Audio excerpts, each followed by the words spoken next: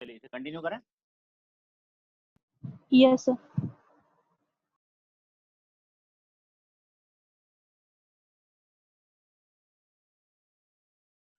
तो यहाँ पर हम देख रहे थे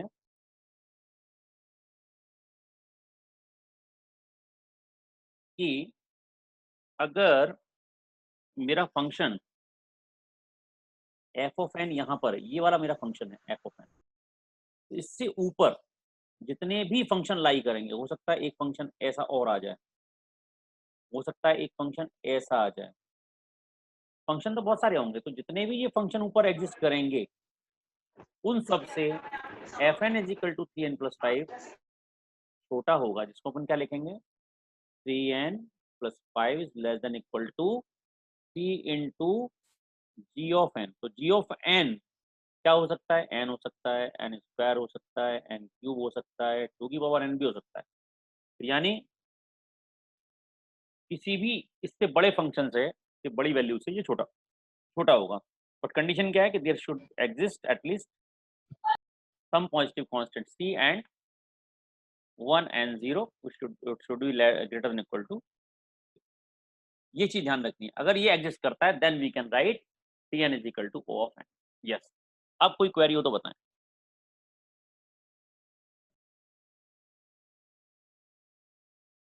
अगर समझ में नहीं आया हो कोई क्वेरी तो बताइए, आगे चले। सर इसमें हमने फाइंड आउट क्या किया है? फाइंड आउट क्या किया है, जो हमने फंक्शन लिया था F of N is equal to, just a minute,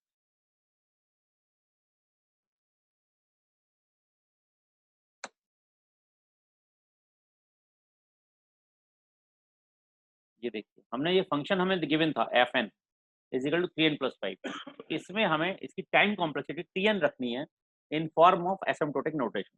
तो वो हम तभी रख सकते हैं जब इसको हम सेटिस्फाई करा दें कि ये O के लिए एग्जिस्ट कर रहा है। समझ में आई बात। एक अभी कंडीशन और रह रही है लास्ट में, इसको भी अपन ले लेते हैं। ये आपने नोट तो कर लिए होंगे ना सारी कंडीशन के ऊपर लिखाई है मैंने। If limit n tends to infinity F N upon G N is less than a, then you can write F N is equal to O of G of N. ये क्लियर अभी मैंने नहीं किया है, मैं समझा रहा हूँ। तो एफ एन गिवन है और जी एन हम अभी हमने देखा different different G N exist कर रहे हैं, तो मैं किसी एक केस पर इसको भी सेटिस्फाई करा के दिखाता हूँ अभी, तब आपको समझ में आएगा मैं क्या कहना चाह रहा हूँ। तो ए जो होगा ये पॉजिटिव कांस्टेंट निकल कर आएगा, तभी पॉसिबल है कि हम इसे O of G of N लिख सकते हैं। जैसे मान लीजिए मैंने यहाँ पर जितने भी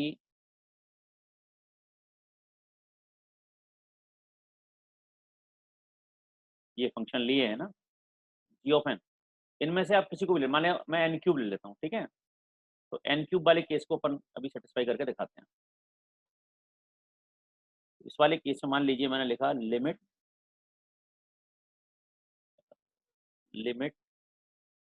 n tends to infinity F N upon G N, क्या होना चाहिए कंडीशन के अकॉर्डिंग। अभी मैंने आपको दिखाया, आपने नोट किया ऊपर, अभी केवल ओ नोटेशन चल रही है। क्या होना चाहिए, लेस देन ए क्या है, एक एनी सम पॉजिटिव कांस्टेंट, कुछ भी हो सकता है जो वैल्यू आ जाए।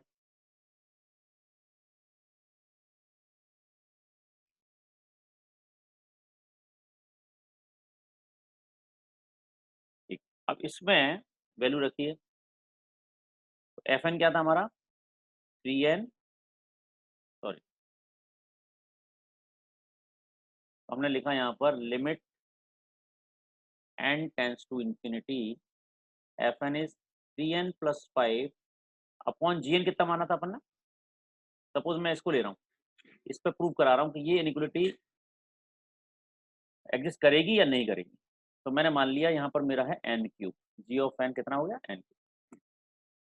अगर मैं इसको सेटिस्फाई कराऊँ तो खोलूंगा तो क्या आएगा, limit n tends to infinity 3/n² plus 5/n³। Clear. अगर मैं 0 रखूँ तो यहाँ क्या आएगा 0, यहाँ रखूँ इंफिनिटी तो क्या आएगा 0, 0 + 0 is equal to 0 and 0 is exactly that is a constant, that is a constant. It means for Gn is equal to n cube, that can be written as Tn is equal to O of n cube. बात समझ में आई? अगर Fn हमारा ये दिया हुआ था 3n + 5, इसके केस में हम O of n क्यूब भी लिख सकते हैं। बात समझ में आई? बताइए, अब कोई डाउट है यहाँ पर? अपर नोटेशन समझ में आ गई सबको?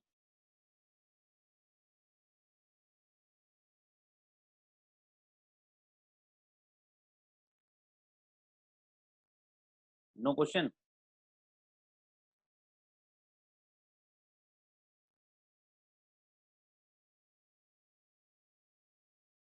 हेलो, आवाज आ रही है बच्चों? Yes sir. हाँ, इसमें कोई डाउट है किसी को?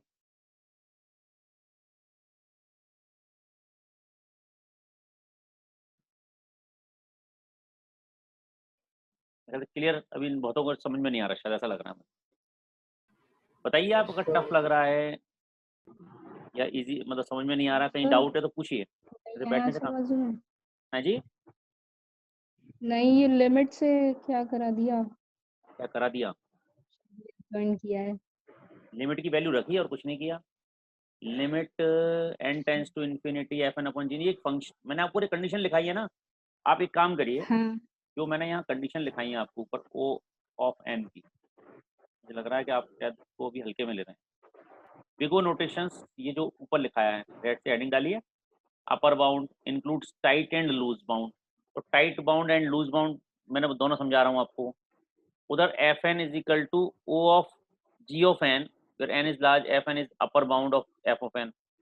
O of G of n, Fn for some positive constant c, there is a n0 greater than equal to 0.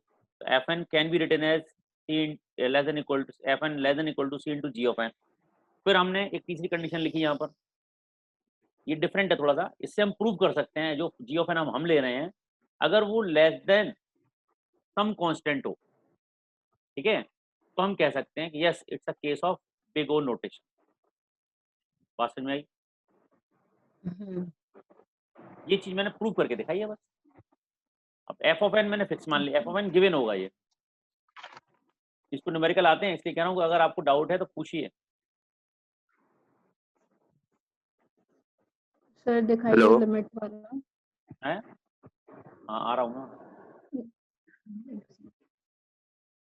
अब ये देखिए, एफ एन मेरा क्या था 3n + 5, जी एन मैंने मान लिया n क्यूब, ये केस मान लिया, ठीक है, ये केस मैं मान के चल रहा हूँ। मुझे प्रूव करना है कि इसके लिए ओ नोटेशन काम करेगी, क्योंकि मैंने लिखा है ऊपर यस करेगी। मैंने अभी ओ ऑफ एन स्क्वायर के लिए प्रूव किया, उसके लिए तरीका मैंने दूसरा इस्तेमाल किया। अब ओ ऑफ एन क्यूब जब मैं कर रहा हूँ तो मैं यहाँ पर 3n + 5 बाई एन क्यूब, तो 3 upon N square, 5 upon N cube. जब वैल्यू रखूंगा n is equal to infinity, तो कुछ भी ऊपर कांस्टेंट अपॉन इन्फिनिटी हमेशा जरूर होता है। इन्फिनिटी को जब डिवाइड करते हैं वैल्यू क्या आती है? 0। ऐसी 5 अपॉन इन्फिनिटी क्या आएगी? 0। तो फाइनली वैल्यू क्या आई? 0। 0 + 0 0।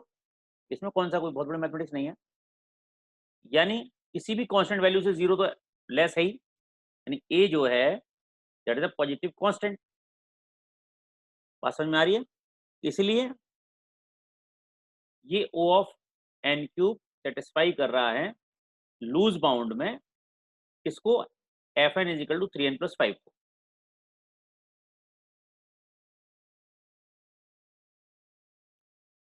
बताएं। हाँ जी, अरे टाइट और लूज बाउंड क्या है?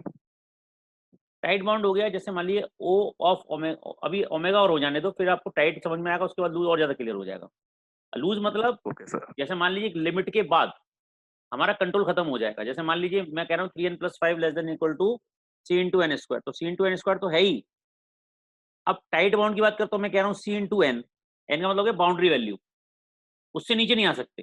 टाइट बाउंड में n हो गया, 3n + 5 में less than equal to n कब आ रहा है? जब हम c इज इक्वल टू 4 मान रहे हैं, n0 हमारा 5 आ रहा था। टाइट बाउंड हो गया ना, c भी फिक्स हो गया, n0 भी फिक्स हो गया। अब जैसे ही हमने n को n स्क्वायर किया, तो यानी हम अब उसे लूज कर दिया। अब वो टाइट का केस नहीं है। टाइट का केस कहाँ तक है? एक लिमिट तक, उसके बाद फिर वो किसका केस हो जाएगा, लूज का केस हो जाएगा। n की पावर 4 भी हो सकता है, n की पावर 5 भी हो सकता है, c बदलता जाएगा, n0 बदलता जाएगा, इसका मतलब फिर उसकी कोई लिमिट नहीं है। अब एक हो गया बेस्ट सॉल्यूशन, एक हो गया ऑप्टिमल सॉल्यूशन, एक हो गया फिजिबल सॉल्यूशन। दोनों में डिफरेंस क्या होता है? Feasible solutions are more than one, but optimal is one, optimal is the best solution. तो अगर हम बात करें टाइट बाउंड अगर हम निकाल रहे हैं किसी भी एनालिसिस का, तो it means we are talking about the best. और बताइए सर इसमें दोनों है, टाइट और लूज।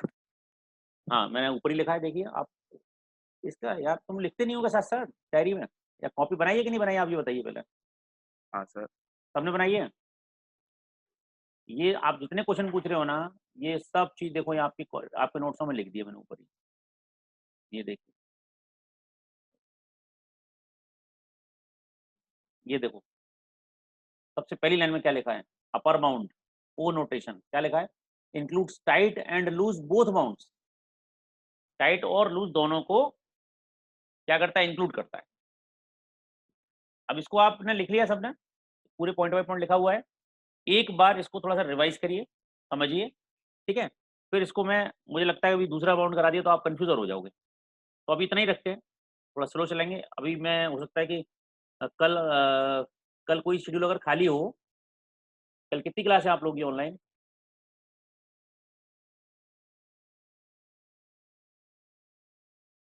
हेलो,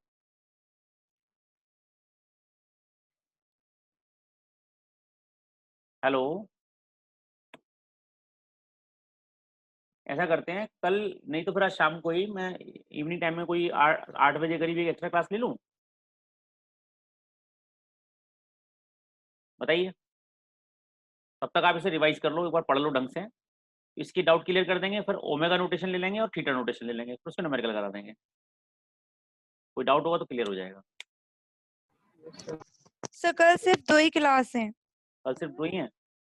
चलो, तो या तो फिर कल क्लास तो फिर जी इवनिंग में सर। होगी, ये ध्यान रखना, तो दिन में तो एग्जाम भी है कॉलेज में।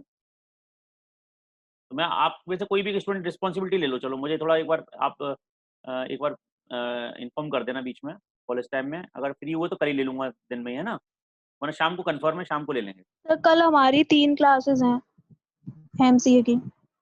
एमसी में 3 क्लासेस हैं, तो आप आज शाम को कर लें। जी सर। पे है डेटा इतना, 3 क्लास के बाद बचेगा डेटा है? यस। ठीक है, चलिए फिर मैं लिंक यस आपको सर। इवनिंग में दे दूंगा, लिंक, है ना। ये वाला पोर्शन थोड़ा सा लगता है स्टार्टिंग में कंफ्यूजन लगेगा, सब चीजें थोड़ा मैथमेटिकल है इसलिए लग रहा है ये। और एक बार आप इसे पढ़ लीजिए, वैसे अपने राइटिंग में साफ साफ लिख लीजिए, जैसे big O notation, upper bound includes tight and loose both, F N ऐसे कब लिखते हैं, इसका क्या मतलब है, लिखते जाइए। तो मैं पूरा ये आपको जो लिख के दिया है समझाया, स्टेप बाय स्टेप ग्राफ भी समझाया है, उसके बाद एक एग्जांपल लेके भी समझाया, सारे जीएन जितने ले सकता था वो लिए हैं, ठीक है, मैथमेटिकली इंडक्शन के थ्रू और लिमिट एंड कंटिन्यूटी के थ्रू, दोनों के थ्रू मैंने आपको क्लियर कर दिया है। कोई डाउट हो तो फिर आप मुझे क्वेश्चन तैयार रखना, शाम के सेशन में डिस्कस करेंगे, ठीक है। अभी आप चैट बॉक्स में अपनी अटेंडेंस डाल दीजिए, नाम और रोल नंबर, क्लास डाल दीजिए, फिर मैं इस लिंक को खत्म करता सर एक रिक्वेस्ट है छोटी सी। हूँ। हाँ बोलिए बोलिए। सर वो लाइब्रेरी से अगर बुक इश्यूज हो जाएंगी तो ज्यादा बेस्ट रहेगा, क्योंकि प्रेफरेंस के लिए, रेफरेंस के लिए, तो इसलिए।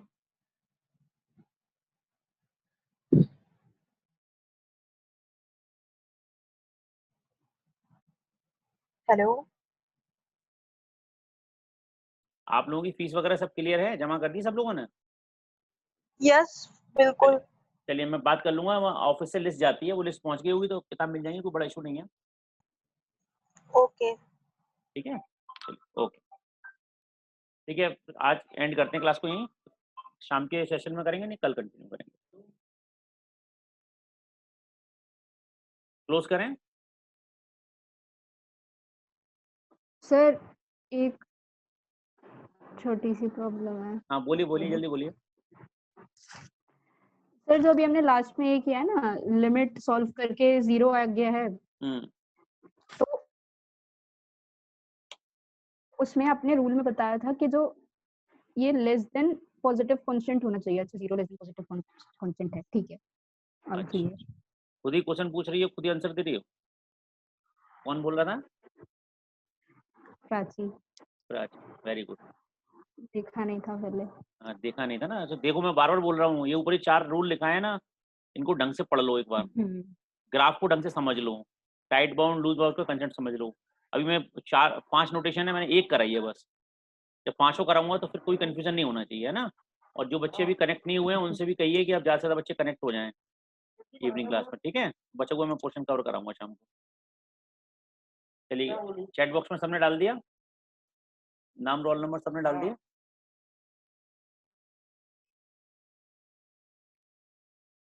तनु है अभी क्लास में? तनु